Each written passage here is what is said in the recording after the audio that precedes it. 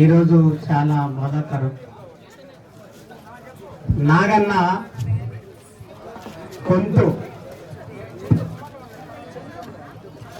నాగన్న మాట, నాగన్న గొంతు మూగబోయిందంటే అందుకే నాగన్న పోలే పాట బతికి ఉందని చెప్పి నేను తెలియజేసుకుంటా. ఒకసారి గట్టిగా చప్పట్లు కొట్టాలి. ఇవాళ నేను ఒకటే మాట చెప్పగలుగుతా, వీరగాథల పాడరా విప్లవ వీర చరితల పాడరా, రామనరసయ్యనీయం భక్తుల జంపాల త్యాగంటి భాస్కరుల జనపతుల ధర్మపతుల